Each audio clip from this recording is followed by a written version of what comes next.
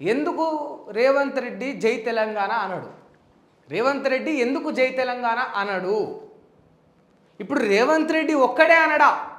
ఇప్పుడు చాలామంది అంటున్నారు ఏంటంటే రేవంత్ రెడ్డి ఎందుకు జై తెలంగాణ అనడు అంటున్నారు. అసలు మ్యాటర్ ఏంటంటే రేవంత్ రెడ్డి ఒక్కడే అంటలేడా జై తెలంగాణ అని, లేకపోతే చాలామంది అంటలేరా అనేది మాట్లాడదాం. ఎక్సెప్ట్ బీఆర్ఎస్, ఎక్సెప్ట్ చంద్రశేఖర్ రావు, కల్వకుంట్ల చంద్రశేఖర్ రావు, లేకపోతే కేటీఆర్, హరీష్ రావు, కవిత, ఇంకొందరు ఇవి ఎవరెవరైతే ఈ బీఆర్ఎస్ లీడర్లు ఉన్నారో వీళ్ళు సోకాల్ లీడర్స్ కొందరిని పక్కన పెడితే ఇప్పుడు మనం బీజేపీ కాంగ్రెస్ గురించి మాట్లాడదాం. బాజాప్తే ఇక్కడ ఏ పార్టీలకు సపోర్ట్ కాదు, ఏ నాయకులకు సపోర్ట్ కాదు.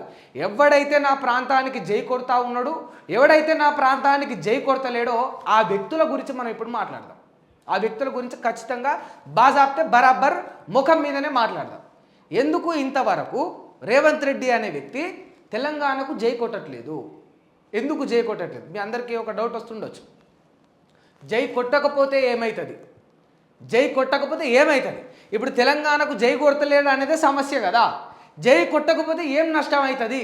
తెలంగాణకు ఏం నష్టం అయిపోతుందంటే ఈ ప్రాంతం తన యొక్క అస్తిత్వాన్ని కోల్పోతుంది.